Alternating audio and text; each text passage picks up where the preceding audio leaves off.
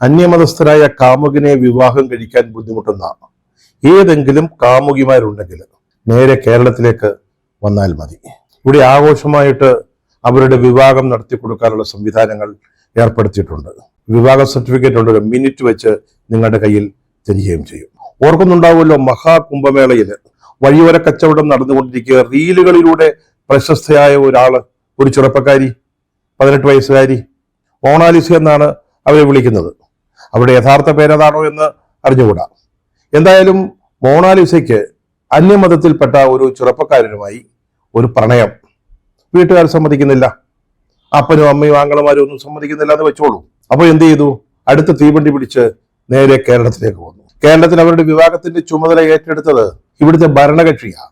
LDFന് നേതൃത്വം കൊടുക്കുന്ന CPM. CPMന്റെ സംസ്ഥാന സെക്രട്ടറി MV ഗോവിന്ദൻ മാർക്സ്, അതുപോലെ തന്നെ വിദ്യാഭ്യാസ മന്ത്രി ശിവൻകുട്ടി, ജില്ലാ സെക്രട്ടറി AR റഹീം എന്നിവരുടെയൊക്കെ സാന്നിധ്യത്തിൽ വളരെ ആഘോഷമായിട്ട് UP-കാരനായ മുഹമ്മദ് ഫർഹാൻ മധ്യപ്രദേശിലെ ഇൻഡോറിൽ നിന്നുള്ള മോണാലിസയുടെ കഴുത്തില് മിന്നുകെട്ടി. പൂവാറിലെ അരിമാനൂർ നൈനാർ ക്ഷേത്രത്തിൽ വെച്ചായിരുന്നു ഈ മംഗളകർമ്മം നടന്നത്. അതാണ് പറഞ്ഞത്, നേരെ കേരളത്തിലേക്ക് വന്നാൽ മതി. കേരളത്തിന് പുറത്തു നിന്നാണെങ്കിൽ തീവണ്ടിക്ക് വരുന്നതാണ് സൗകര്യം. നേരെ സെൻട്രൽ റെയിൽവേ സ്റ്റേഷനിൽ എത്തിക്കഴിഞ്ഞാൽ ഉടനെ തമ്പാനൂർ പോലീസ് സ്റ്റേഷനിലേക്ക് ചെല്ലണം. അവിടെ അഭയം തേടണം. അവരോട് പറയണം, വീട്ടിലെ തന്തപ്പടി ഇത് സമ്മതിക്കുന്നില്ല, എന്തെങ്കിലും ചെയ്യണം, സഹായിക്കണം എന്ന് പറഞ്ഞാൽ ഉടനെ തന്നെ ആ വിവരം AKG സെന്ററിൽ അറിയിക്കും. അവിടെ നിന്ന് ആളുകൾ വരും, മന്ത്രി വരും, പാർട്ടി സെക്രട്ടറി വരും, ജില്ലാ സെക്രട്ടറി വരും. അവരെല്ലാവരും കൂടി ഈ കല്യാണം അങ്ങ് നടത്തിക്കോളും. കേരളത്തിനുള്ളിൽ നിന്നാണ് വരുന്നതെങ്കിൽ കാമുകന്മാര് KSRTC ബസ് പിടിക്കുന്നതാണ് സൗകര്യം. അതിനൊരു കാരണമുണ്ട്. അതുകൊണ്ടാണ് KSRTC എന്ന് പറഞ്ഞത്. തീവണ്ടി ഇല്ലാഞ്ഞിട്ടല്ല. KSRTCയുടെ മന്ത്രി ആരാ? നമ്മുടെ ഗണേഷ് കുമാർ. 5000 പ്രണയങ്ങളുള്ള ഒരാളാണ്. അതുപോലെ പ്രണയസമ്പത്തിനുടമയായ ഒരു മന്ത്രി ഭരിക്കുന്ന KSRTCയിൽ ഉറപ്പായും അവർക്ക് സൗജന്യ യാത്ര കിട്ടും. അതുകൊണ്ടാണ് പറഞ്ഞത്, പറ്റുമെങ്കിൽ KSRTC പിടിച്ചോണം. അത് സമയത്തിന് കിട്ടുന്നില്ലെങ്കിൽ മാത്രം തീവണ്ടിയെ ആശ്രയിച്ചാൽ മതി. ഇത്തരത്തിലുള്ള കല്യാണങ്ങൾ നടന്നു കഴിഞ്ഞാൽ ഇതാണ് റിയൽ കേരള സ്റ്റോറി എന്ന് പറഞ്ഞ് നമുക്ക് പെരുമ്പറ കൂട്ടുകയും ചെയ്യാം. ഇപ്പൊ തിരുവനന്തപുരത്താണ് തുടങ്ങിയിരിക്കുന്നത് ഈ സംവിധാനം. വരും ദിവസങ്ങളില് കണ്ണൂര്, കോഴിക്കോട്, എറണാകുളം മുതലായ സ്ഥലങ്ങളില് ഈ റിയൽ കേരള സ്റ്റോറി മാരേജ് ബ്യൂറോകളുടെ ബ്രാഞ്ചുകൾ തുടങ്ങാൻ താല്പര്യമുണ്ട്. ഏതെങ്കിലും സഹാക്കൾക്ക് അതിന്റെ ഫ്രാഞ്ചൈസി വേണമെങ്കിൽ മറ്റു ജില്ലകളിലേക്ക് അപേക്ഷിക്കുകയും ചെയ്യാം. പക്ഷേ ഒരു കാര്യമുണ്ട് കേട്ടോ, സ്റ്റോക്ക് തീരുന്നത് വരെയാണ് ഡിസ്കൗണ്ട് എന്ന് പറയുന്നത് പോലെ തെരഞ്ഞെടുപ്പ് കഴിയുന്നത് വരെയായിരിക്കും ഈ മാരേജ് ബ്യൂറോകൾ പ്രവർത്തിക്കുക. തെരഞ്ഞെടുപ്പ് അടുത്തപ്പോൾ 4 വോട്ടിന് വേണ്ടി നമ്മൾ എന്തെന്ത് കോപ്രായങ്ങളാണ് കണ്ടുകൊണ്ടിരിക്കുന്നത്. ഒന്ന് ആലോചിച്ച് നോക്കി. ഇതിനു മുമ്പ് കേരളത്തിന് പുറത്തു നിന്ന് വന്ന 2 കാമുകന്മാർ അവരുടെ കല്യാണം നടത്തി കൊടുക്കാൻ നമ്മുടെ CPM അതിന്റെ നേതാക്കന്മാര് ഇതുവരെ മെനക്കെട്ടിട്ടുണ്ടോ? ഒന്ന് ആലോചിച്ച് നോക്ക്. ചരിത്രം ഉണ്ടല്ലോ, ഇങ്ങനെ ഒരു സംഭവം കേരളത്തിൽ പണ്ട് എവിടെയെങ്കിലും ഉണ്ടായിട്ടുണ്ടോ? അതാണ് ഈ തെരഞ്ഞെടുപ്പ് കാലത്തിന്റെ പ്രത്യേകത. തെരഞ്ഞെടുപ്പ് കാലം എന്ന് പറയുമ്പോൾ 2-3 മാസമാണ്. തെരഞ്ഞെടുപ്പ് 5 വർഷത്തേക്കാ. ബാക്കിയുള്ള സമയം 4 വർഷവും 10 മാസവും നമ്മുടെ യജമാനന്മാരായിട്ട് നടക്കുന്നവരായി രാഷ്ട്രീയക്കാര്. ജയിച്ചവരും തോറ്റവരും എല്ലാം. പക്ഷെ തെരഞ്ഞെടുപ്പ് ആകുമ്പോണ്ടല്ലോ നമ്മുടെ സേവകരായിട്ട് മാറും. കല്യാണം നടത്തി തരും, മറ്റേത് അടിയന്തരം വേണമെങ്കിൽ അവരോടൊന്ന് പറഞ്ഞാൽ മതി, റെഡിയാണ്. മുറ്റത്തെ കാര്യങ്ങളൊക്കെ റെഡിയാണ്. ഞാൻ പറഞ്ഞത് 4 വോട്ട് കിട്ടുമെന്ന് തോന്നിയാല് നമ്മൾ എന്ത് ചെയ്യും? അതിനുള്ള ഏത് അടവുകളും പരീക്ഷിക്കും, നടപ്പാക്കും. ഈ തെരഞ്ഞെടുപ്പ് കാലത്ത് ഇത്തരം അടവുകളിൽ പ്രധാനം നടക്കാൻ സാധ്യതയുള്ളതോ ഇല്ലാത്തതോ ആയ വമ്പൻ പദ്ധതികൾ പ്രഖ്യാപിക്കുക എന്നുള്ളതാണ്. ചിലപ്പോൾ ഇനി അടുത്ത സർക്കാർ വന്നിട്ട് അവർ നടത്തേണ്ട പരിപാടിയായിരിക്കും. പക്ഷെ ഇപ്പോഴത്തെ സർക്കാർ ഇനി കാലാവധി 1.5 മാസമേ ഉള്ളൂ. അവരങ്ങ് പ്രഖ്യാപിക്കും, അതിന്റെ തറക്കല്ലിടും. ചിലപ്പോൾ കേന്ദ്ര ഗവൺമെന്റ്, പ്രധാനമന്ത്രി തന്നെ വന്നിട്ട് ഇതുപോലുള്ള വമ്പൻ പദ്ധതികളുടെ തുടക്കം അങ്ങ് പ്രഖ്യാപിക്കും.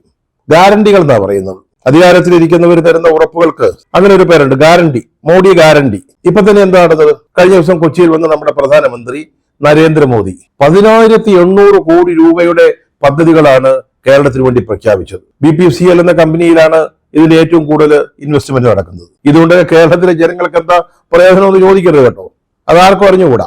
മോദി പ്രധാനമന്ത്രിയായ ശേഷം കേരളത്തിന് വേണ്ടി നടത്തിയിട്ടുള്ള പ്രഖ്യാപനങ്ങളുടെ കഥകളും നോക്കിയാൽ മതി. ഇതൊക്കെ ദൈവം തമ്പുരാനെ നടന്നിരുന്നുവെങ്കിൽ, അതിന്റെ പകുതിയെങ്കിലും സാധിച്ചിരുന്നുവെങ്കിൽ നമ്മുടെ കേരളം ഇപ്പോഴേ എന്താകുമായിരുന്നു. ഇത് കേന്ദ്രത്തിന്റെ മാത്രം കാര്യമല്ല കേട്ടോ, സംസ്ഥാന സർക്കാരുകളും അങ്ങനെ ചെയ്യുന്നത്. ഇപ്പൊ നമ്മുടെ വയനാട്ടിലെ താമരശ്ശേരി ചുരം ഒഴിവാക്കുന്നതിന് വേണ്ടി ഉണ്ടാക്കുന്ന തുരങ്കപ്പാത വൻ പദ്ധതിയാണ്. അത് അടുത്ത സർക്കാരിന്റെ കാലത്ത് തന്നെ തീരുമാനം നമുക്ക് അറിഞ്ഞുകൂടാ. അതിന്റെ ഉദ്ഘാടനം തമിഴടിച്ച് കല്ല് പൊട്ടിച്ച് ഉദ്ഘാടനം ചെയ്താരാ? നമ്മുടെ മുഖ്യമന്ത്രി പിണറായി വിജയൻ. വൻ പ്രഖ്യാപനമാണ്. ധാരാളം പ്രഖ്യാപനങ്ങൾ ഇതുപോലെ നടക്കാറുണ്ട്. അത് തെരഞ്ഞെടുപ്പാകുമ്പോഴാണ്. പ്രഖ്യാപനങ്ങൾ നടത്തുക മാത്രമല്ല, അതിന്റെ തറക്കല്ലിടല്. ഇപ്പോ ഈ കഴിഞ്ഞ ഒരു 2 ആഴ്ച കൊണ്ട് എത്ര തറക്കല്ലുകൾ ഇട്ടു, എത്ര പ്രഖ്യാപനങ്ങൾ നടത്തിയെന്ന് നമ്മുടെ മുഖ്യമന്ത്രിക്ക് പോലും ഓർമ്മയുണ്ടാവില്ല. അത് എന്തെങ്കിലും ഓർമ്മക്കുറവുണ്ടായിട്ടില്ല, അതുപോലെ പ്രഖ്യാപനങ്ങൾ നടത്തിയിരിക്കുക, തറക്കല്ലുകൾ ഇട്ടിരിക്കുകയാണ്. അപ്പൊ ഇതൊക്കെ ഓർത്തെടുക്കാൻ ആർക്കാണ് സമയം? പിന്നെ നടക്കുന്ന ചില പദ്ധതികൾ അതിൽ കുറച്ചൊക്കെ പൂർത്തിയായിട്ടുണ്ടാവും, അതങ്ങ് ഘട്ടം ഘട്ടമായിട്ട് ഉദ്ഘാടനം ചെയ്യും. ഇന്നലെ നമ്മുടെ പ്രധാനമന്ത്രി മോദി കേരളത്തിൽ വന്നിട്ട് നാഷണൽ ഹൈവേ 66ന്റെ 2 റീച്ചുകൾ അതിന്റെ പണി പൂർത്തിയായി എന്ന് പറഞ്ഞ് ഉദ്ഘാടനം ചെയ്യുക. ഈ നാഷണൽ ഹൈവേ 66ന് കേരളത്തിൽ മാത്രം 678 കിലോമീറ്റർ പാതയാണുള്ളത്. ഇത് മൊത്തം 24 റീച്ചാണെന്നാണ് മനസ്സിലാക്കുന്നത്. അതിൽ 2 റീച്ചുകൾ ഇന്നലെ കൊച്ചിയിൽ നിന്നുകൊണ്ട് നമ്മുടെ പ്രധാനമന്ത്രി അങ്ങ് ഉദ്ഘാടനം ചെയ്തു. തലപ്പാടി ചെങ്കളം റീച്ചാണ് 39 കിലോമീറ്റർ. രണ്ടാമത്തേത് രാമനാട്ടുകര വെങ്ങളം റീച്ച് 28.4 കിലോമീറ്റർ. അപ്പൊ ഈ അല്പബുദ്ധികളായ പ്രതിപക്ഷം ചോദിക്കും, ചില ഓരോ റീച്ചും ഉദ്ഘാടനം ചെയ്യുന്നതിന്, അല്ലെങ്കിൽ 2 റീച്ച് വീതം ഉദ്ഘാടനം ചെയ്യുന്നതിന് നമ്മുടെ പ്രധാനമന്ത്രി വരേണ്ട കാര്യമുണ്ടോ എന്ന്. ഇത് പൂർത്തിയായിട്ട് ഉദ്ഘാടനം ചെയ്താൽ പോരെ? കേരളത്തിലെ മുഴുവൻ പാതയും അതിന്റെ പണി പൂർത്തിയായതിനു ശേഷം ഉദ്ഘാടനം ചെയ്യാമല്ലോ. അല്ലാതെ ഇങ്ങനെ ഘട്ടം ഘട്ടമായിട്ട് നമ്മളൊരു കെട്ടിടം പണിയുമ്പോൾ തറ കെട്ടിയിട്ടൊരു ഉദ്ഘാടനം നടത്തും. പണ്ടൊക്കെ ഗ്രാമങ്ങളിലൊക്കെ വീട് പണിയുമ്പോൾ കട്ടിള വയ്ക്കുക, ഉത്തരം വയ്ക്കുക മുതലായ ചില ചടങ്ങുകൾ ഉണ്ടായിരുന്നു.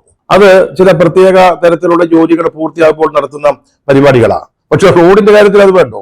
2 റീച്ച് കഴിയുന്നോണ്ട് അതിന്റെ ഉദ്ഘാടനം, അടുത്ത റീച്ച് കഴിയുന്നോണ്ട് മറ്റൊരു ഉദ്ഘാടനം. ഇതിന്റെയൊക്കെ ആവശ്യം എന്താണെന്ന് പ്രതിപക്ഷം ചോദിക്കും. സത്യം പറഞ്ഞുണ്ടല്ലോ, ആത്മജ്ഞാനികളാ, അവർക്കൊന്നും അതിന്റെ പ്രാധാന്യം മനസ്സിലാകത്തില്ല. ഇനി ഉദ്ഘാടനം വേണമെങ്കിൽ പ്രധാനമന്ത്രി തന്നെ വരണമെന്നുണ്ടോ? ഈ കോഴിക്കോട്ടെയും കാസർകോട്ടെയും പാത കൊച്ചിയിൽ നിന്ന് ഉദ്ഘാടനം ചെയ്യേണ്ട കാര്യമുണ്ടോ എന്നൊക്കെ ചോദിക്കാം. പക്ഷെ ഉണ്ടല്ലോ, ഇത് രാഷ്ട്രീയമാണ് സുഹൃത്തെ. അല്ലാതെ ഈ റോഡ് പണി തീർന്നോ, നാട്ടുകാർക്ക് തുറന്നു കൊടുക്കാറായോ എന്നുള്ള പ്രശ്നങ്ങളൊന്നും ഇവിടെ ഇല്ല.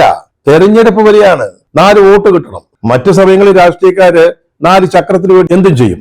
ഇവിടെ അല്ല, 4 വോട്ടിന് വേണ്ടി എന്തെങ്കിലും ചെയ്യുമെന്നുള്ളതാണ് ഇതിന്റെ പ്രത്യേകത. ഇനി ഒരു കുടിപ്പള്ളിക്കൂടത്തിന്റെ ഉദ്ഘാടനമാണേലും അതിന് വരും, ചിലപ്പോൾ പ്രധാനമന്ത്രി തന്നെ വരും, ആഘോഷമായിട്ട് അതിന്റെ ഉദ്ഘാടനം നടത്തുകയും ചെയ്യും.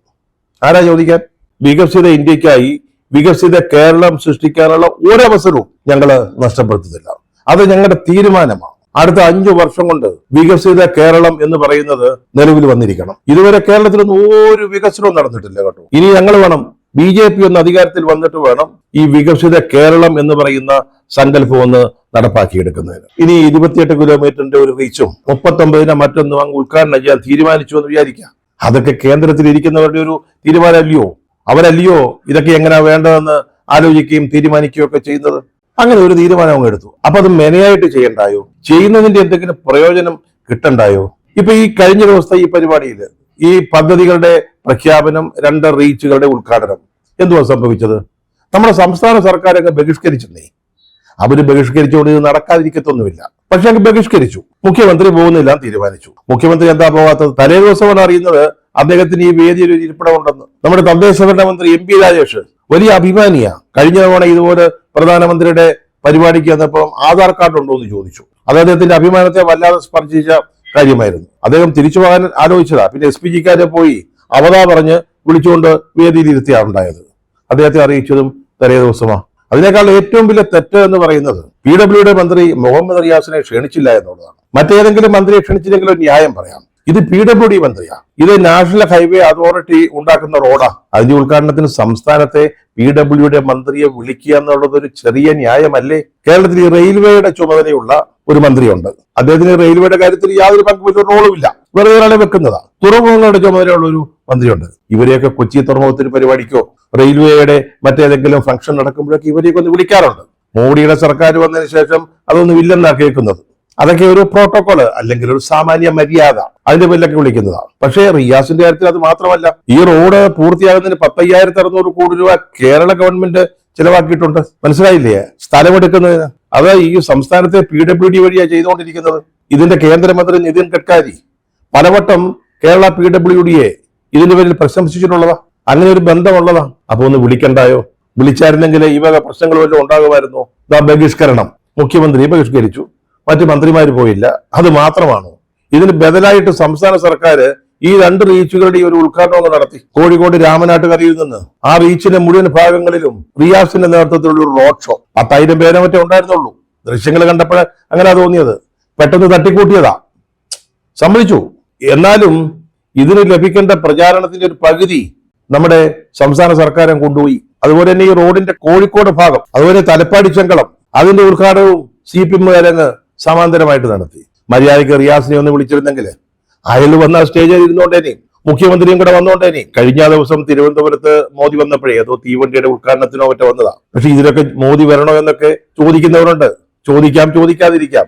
അന്ന് നമ്മുടെ മുഖ്യമന്ത്രിയെ കയ്യിൽ പിടിച്ച് ആനയിച്ചുകൊണ്ടാണ് മോദി കസേരയിൽ കൊണ്ടിരുത്തിയത്. അപ്പം വിളിച്ചിരുന്നെങ്കിൽ, റിയാസിനെ കൂടെ വിളിച്ചിരുന്നെങ്കിൽ ഇവരൊക്കെ കൂടെ വന്നേ ആഘോഷമായിട്ട് ഈ പരിപാടികളൊക്കെ നടത്തി തന്നേനെ. നമ്മുടെ ഗോഡ് ഫാദർ എന്ന് പറയുന്ന സിനിമയില് ആനപ്പാറ അച്ചാമ്മയുടെ കൊച്ചുമകളുടെ കല്യാണം ഒരു പ്രത്യേക സാഹചര്യത്തിൽ 500 അദ്ദേഹത്തിന്റെ സിൽബന്തികളും ചേർന്ന് ഏറ്റെടുത്ത് നടത്തുന്ന ഒരു രംഗം ഓർമ്മയുണ്ടല്ലോ. ഇതുപോലെ ഈ 11,800 കോടി രൂപയുടെ പദ്ധതികളുടെ പ്രഖ്യാപനവും NHന്റെ ഈ 2 റീച്ചുകളുടെ ഉദ്ഘാടനവും നമ്മുടെ മുഖ്യമന്ത്രിയുടെ സാന്നിധ്യത്തിൽ അനുഗ്രഹത്തോടുകൂടി വളരെ ആഘോഷമായിട്ട് നടത്താൻ പറ്റുമായിരുന്നു. പക്ഷേ ഇത് സംഘടിപ്പിച്ചവർക്ക് ബുദ്ധി വേണമല്ലോ. ആ ചെറുപ്പക്കാരൻ മന്ത്രി ഒന്ന് വിളിച്ചാൽ വേദിയിൽ ഇരുത്തിയാൽ മതിയായിരുന്നു. അതിനുപകരം നമ്മുടെ BJPയുടെ സംസ്ഥാന പ്രസിഡന്റ് രാജീവ് ചന്ദ്രശേഖരനെ വിളിച്ച് എഴുന്നള്ളിച്ച് വേദിയിൽ വലിയ പ്രാധാന്യം കൊടുത്ത് ഇരുത്തുകയും ചെയ്യുന്നു. ഇത് മോദി പ്രധാനമന്ത്രിയായതിനു ശേഷം നടക്കുന്ന കാര്യമാണ്. നമുക്കറിയാം BJP എന്ന് പറയുന്ന പാർട്ടി കേരളത്തിലെ അതിന്റെ ശക്തിയും ബലവും ഒക്കെ നമുക്ക് നന്നായിട്ട് അറിയാവുന്നേ ഉള്ളൂ. പക്ഷെ കേന്ദ്രം ഭരിക്കുന്നവരാ. അവിടുന്ന് മോദി വരുമ്പോൾ BJPയുടെ സംസ്ഥാന പ്രസിഡന്റ് വേണമല്ലോ. പണ്ട് ഇതുപോലൊരു സംഭവം ഉണ്ടായി. കൊച്ചിയിലെ മെട്രോയുടെ ഉദ്ഘാടനം. അന്ന് കുമ്മനം രാജശേഖര സാറാണ് BJPയുടെ പ്രധാനപ്പെട്ട ആള്. അദ്ദേഹത്തെ കൂടെ വിളിച്ച് മെട്രോയിൽ കയറ്റിക്കൊണ്ടുപോയി. ആര്? നമ്മുടെ മോദിജി. അന്ന് കേരള രാഷ്ട്രീയത്തിൽ ഒരു പുതിയ വാക്കുദയം ചെയ്തു, കുമ്മനടിക്കുക എന്നുള്ളത്. ഇപ്പൊ ഈ കുമ്മനടി ഇങ്ങനെ തുടർന്നുകൊണ്ടിരിക്കുക. വിഴിഞ്ഞം പോർട്ടുമായി ബന്ധപ്പെട്ട ഉദ്ഘാടനവുമായി ബന്ധപ്പെട്ട ചടങ്ങിലും നമ്മുടെ ഈ രാജീവ് ചന്ദ്രശേഖർ അതിൽ കയറിയിരുന്നു. ചോദിക്കുമ്പോൾ ഇത് പ്രൈം മിനിസ്റ്ററുടെ ഓഫീസിൽ നിന്ന് എടുത്ത തീരുമാനമാണ്, അതനുസരിച്ചാണ് വന്നതെന്നൊക്കെ പറയാം. കഴിഞ്ഞ ദിവസം അദ്ദേഹം പറയുന്ന ഒരു ന്യായം കേട്ടു, ഞാൻ മുൻ കേന്ദ്രമന്ത്രി ആയതുകൊണ്ടാണ് എന്നെ വിളിച്ചത്. ചേട്ടാ, ഈ കേരള സംസ്ഥാനത്ത് എത്ര മുൻ കേന്ദ്രമന്ത്രിമാരുണ്ട്? ഇവിടെ ഇത്രയും പേര് മുൻ കേന്ദ്രമന്ത്രിമാരുള്ളപ്പോഴ് കർണാടകയിൽ നിന്ന് രാജ്യസഭയിലെത്തി മന്ത്രിയായ ഒരാളെ എഴുന്നള്ളിച്ചുകൊണ്ട് ഇവിടെ കൊണ്ടിരിക്കേണ്ട കാര്യമുണ്ടോ? അത് മാത്രമല്ല, അദ്ദേഹം മറ്റൊരു കാര്യം കൂടെ പറഞ്ഞു, മുഖ്യമന്ത്രിയെ വിളിക്കാം, അതുകൊണ്ട് മരുമോനെ വിളിക്കേണ്ട കാര്യമുണ്ടോ? ഒന്ന് ആലോചിച്ച് നോക്കി. രാജീവ് ചന്ദ്രശേഖരനെ പോലെ ലോകം കണ്ട കാര്യങ്ങളൊക്കെ നന്നായിട്ട് മനസ്സിലാകുന്ന ഒരു നേതാവ്, അദ്ദേഹം പറയാവുന്ന ഒരു വാചകമാണോ ഇത്? ആണോ? അമ്മായിയപ്പനെ വിളിച്ച് മരുമോനെ കൂടെ വിളിക്കേണ്ട കാര്യമില്ലല്ലോ. വിളിക്കണം, വിളിച്ചേ പറ്റൂ. കാരണം അമ്മായിപ്പൻ കേരളത്തിലെ മുഖ്യമന്ത്രിയാ. അമ്മായിപ്പന്റെ ഈ മരുമോനുണ്ടല്ലോ, മുഹമ്മദ് റിയാസ്, അയാൾ ഇവിടുത്തെ PWD മന്ത്രിയാ. PWD വഴി 5,600 കോടി രൂപ കൊടുത്തിട്ടാണ് ഈ റോഡ് പണിക്കുള്ള ഭൂമി ഏറ്റെടുത്തത്. അയാൾ വിളിക്കേണ്ട ഒരു ചുമതലയില്ലേ? അതിന് രാജീവ് ചന്ദ്രശേഖരനെ പോലെ ഒരാള് ഇങ്ങനെയാണോ പറയുന്നത്? കുമ്മനടിച്ചു കയറി വേദിയിൽ ഇരുന്നിട്ടാണ് ഈ പറയുന്നത്. നാണം വേണ്ടായോ മനുഷ്യന്? മറ്റൊരു നേതാവ് വളരെ മഹാനാണത്രേ. അദ്ദേഹം പറഞ്ഞ എന്തുവാ, റിയാസിനെ വിളിക്കാൻ ഞാൻ എന്താണെന്ന് അമ്മായിപ്പിനോട് പോയി ചോദിക്കാൻ. അതാണോ ഉത്തരവാദിത്തപ്പെട്ട ഒരു രാഷ്ട്രീയ നേതാവ് പറയേണ്ടത്? അല്പനർത്ഥം കിട്ടിയാല് അർദ്ധരാത്രിക്കും കൂടെ പിടിക്കുമെന്നൊരു ചൊല്ലുണ്ട്. അതാ ഇവിടെ സംഭവിച്ചിരിക്കുന്നത്. തിരുവനന്തപുരം കോർപ്പറേഷൻ ജയിച്ചുപോയി, അതിന്റെ അധികാരം കിട്ടിപ്പോയി, വലിയ വീരവാദങ്ങളോടെ അധികാരത്തിൽ വന്നതാ. എന്നിട്ട് ആറ്റുകാൽ പൊങ്കാല കഴിഞ്ഞിട്ട് റോഡുകൾ കൃത്യസമയത്ത് വൃത്തിയാക്കാൻ പോലും ഈ പുതിയ സംവിധാനത്തിന് സാധിച്ചില്ല എന്നതാണ് വസ്തുത. തിരുവനന്തപുരം കോർപ്പറേഷൻ കിട്ടിയപ്പോൾ ഇതാണ് അഹങ്കാരമെങ്കിൽ സംസ്ഥാന നിയമസഭയിൽ 2 or 3 സീറ്റ് കിട്ടിയാൽ ഇവരൊക്കെ നമ്മുടെ നെഞ്ചത്ത് കയറിയിരുന്ന് നിരങ്ങും. റിയാസിനെ വിളിച്ചില്ലെങ്കിൽ അമ്മായിപ്പനോട് പോയി ചോദിക്കാം. പ്രായോഗികമായി ചിന്തിക്കും ഇതിനൊരു മറുവശം കൂടെ ഉണ്ട് കേട്ടോ. ചേടാ, പ്രധാനമന്ത്രി വന്ന് ഈ 2 റീച്ചിന്റെ ഉദ്ഘാടനം നടത്തി പൊയ്ക്കോട്ടെ എന്നങ്ങ് വിചാരിച്ചാൽ മതിയായിരുന്നു. അങ്ങനെ വിചാരിക്കാവുന്നതിന്റെ ഒരു ന്യായമുണ്ട് കേട്ടോ. നമ്മൾ നേരത്തെ റിയാസും മുഖ്യമന്ത്രി വരെ കേരളത്തിലെ ഈ നാഷണൽ ഹൈവേയുടെ വികസനത്തിന്റെ കാര്യത്തിൽ എത്രയെത്ര അവകാശവാദങ്ങളാണ് പറഞ്ഞിരുന്നത്. ഞങ്ങളാണ് ഇതിന്റെ മാസം തോറും റിവ്യൂ നടത്തുന്നു, ഞങ്ങളുടെ നേതൃത്വത്തിലാണ്, ഞങ്ങളുടെ നിയന്ത്രണത്തിലാണ് റോഡിന്റെ പണി നടക്കുന്നത്, ഇത് ഞങ്ങളുടെ റോഡാണ് എന്ന് വരെ റിയാസ് ധാരാളം റീലുകൾ ഇറക്കി ലക്ഷക്കണക്കിന് രൂപ ചെലവഴിച്ച് റീലുകൾ ഉണ്ടാക്കി നമ്മളോട് പറഞ്ഞുകൊണ്ടിരുന്ന, നമ്മുടെ മുമ്പിൽ അവകാശവാദങ്ങൾ നടത്തിക്കൊണ്ടിരുന്നതാ. പക്ഷെ കൂരിയാട് ഭാഗത്ത് ഈ റോഡ് അങ്ങോട്ട് തകർന്ന് തരിപ്പണമായി, ഇടിഞ്ഞു കുഴിഞ്ഞങ്ങ് പോയി റോഡ്, നാഷണൽ ഹൈവേ. അത് സംഭവിച്ചപ്പോ അതായത് ഉടനെ തന്നെ റിയാസും മുഖ്യമന്ത്രിയും ഈ നാഷണൽ ഹൈവേ തള്ളി പറഞ്ഞു, ഇത് ഞങ്ങളുടെ അല്ല, ഈ കൊച്ചി ഞങ്ങളുടേതല്ല, ഞങ്ങൾക്ക് ഇതുമായിട്ട് യാതൊരു ബന്ധമില്ല എന്ന് പറഞ്ഞതാണ് ഇവിടുത്തെ ഈ ഗവൺമെന്റ്, LDF ഗവൺമെന്റ്, മുഖ്യമന്ത്രി റിയാസ്. ആ ഒരു സാഹചര്യത്തില് ഇത് നടത്തിക്കൊണ്ട് പോകട്ടെ എന്ന് വിചാരിച്ചാലും മതിയായിരുന്നു. അപ്പൊ ഇതിന് സമാന്തരമായിട്ടുള്ള ഉദ്ഘാടനവും റോഡ് ഷോയുടെ ഒന്നും ആവശ്യം വരത്തില്ലായിരുന്നു. പിന്നെ ഒരു കാര്യം കേരളത്തിലെ ജനങ്ങൾ മനസ്സിലാക്കിയിട്ടുണ്ട്, അവരെ പറ്റിക്കാൻ BJPക്കാണേലും CPMനാണേലും കുറച്ച് ബുദ്ധിമുട്ടാണ് കേട്ടോ. കേരളത്തിലെ ജനങ്ങൾ അങ്ങനെ ബോധവും വിവരമുള്ളവരാ, രാഷ്ട്രീയ പ്രബുദ്ധതയുള്ളവരാണ്. പെട്ടെന്നുണ്ടായ ഈ BJP വിരോധം, കേന്ദ്ര സർക്കാരിനെതിരായിട്ടുള്ള ഈ ബഹിഷ്കരണം, അല്ലെങ്കിൽ സമാന്തര റോഡ് ഷോ ഉദ്ഘാടനം, അതിന്റെയൊക്കെ പിന്നിൽ എന്താണ് രാഷ്ട്രീയം എന്നുള്ളത് നമുക്ക് നന്നായിട്ട് മനസ്സിലാകും കേട്ടോ. അതായത് കേരളം തെരഞ്ഞെടുപ്പിലേക്ക് പോവുകയാണ്. 1-1.5 മാസമാണ് ഉള്ളത്. തെരഞ്ഞെടുപ്പ് പ്രഖ്യാപിച്ചിട്ടില്ല എന്നേ ഉള്ളൂ. തെരഞ്ഞെടുപ്പ് പ്രഖ്യാപിക്കണമെങ്കിൽ നമ്മുടെ പ്രധാനമന്ത്രിയുടെ ഈ പ്രഖ്യാപനങ്ങളൊന്ന് തീരണം. തെരഞ്ഞെടുപ്പ് വിജ്ഞാപനം പുറത്തു വന്നു കഴിഞ്ഞാൽ പിന്നെ ഇത്തരം പ്രഖ്യാപനങ്ങൾ നടത്താൻ പറ്റത്തില്ല. അത് കുറേ നടത്താനുണ്ട്. ഇനി ആസാമില് ഈ 13, 14 തീയതികളിൽ നമ്മുടെ പ്രധാനമന്ത്രി പോകുന്നു. അവിടെയും ഒത്തിരി പ്രഖ്യാപനങ്ങൾ നടത്തേണ്ടതുണ്ട്.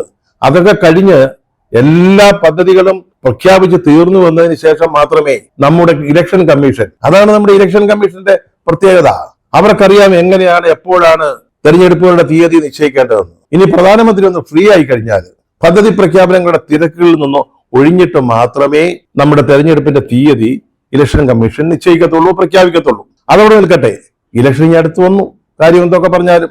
അപ്പൊ ഇവിടുത്തെ കേരളത്തിലെ രാഷ്ട്രീയ സ്ഥിതി എന്താ? ഈ BJP-യുമായിട്ടുള്ള ഒരു അന്തർധാര, CPM-നുള്ള അടുപ്പം, രഹസ്യ ബാന്ധവം, ചില പാലങ്ങൾ വഴി ഉണ്ടാക്കിയിട്ടുള്ള ധാരണകള്, അതിനെക്കുറിച്ചൊക്കെ കേരളത്തിലെ ജനങ്ങൾ ഇപ്പോൾ ബോധവാന്മാരാണെന്നുള്ളതാണ്. പ്രത്യേകിച്ച് ന്യൂനപക്ഷ സമുദായത്തിൽപ്പെട്ടവര് ഇത് നന്നായിട്ട് മനസ്സിലാക്കുന്നു എന്നുള്ളതാണ്. അപ്പൊ എന്താ വേണ്ടത്? ഞങ്ങൾ BJP വിരുദ്ധരാണെന്ന് ജനങ്ങളുടെ മുമ്പിൽ ഒന്ന് ഘോഷിക്കണം. അങ്ങനെ ഒരു നറേറ്റീവ് സൃഷ്ടിക്കണം. അതിനുവേണ്ടി നടത്തിയ ഒരു പ്രകസനമായിരുന്നു കഴിഞ്ഞ ദിവസം പ്രധാനമന്ത്രിയുടെ കേരള സന്ദർശനവുമായി ബന്ധപ്പെട്ട് അദ്ദേഹത്തിന്റെ പരിപാടികൾ സംസ്ഥാന സർക്കാർ ബഹിഷ്കരിച്ചതും ഒപ്പം ചില സമാന്തര റോഡ് ഉദ്ഘാടനങ്ങൾ സംഘടിപ്പിച്ചതും. അത് കേരളത്തിലെ ജനങ്ങൾ നന്നായിട്ട് മനസ്സിലാക്കിയിട്ടുണ്ട്.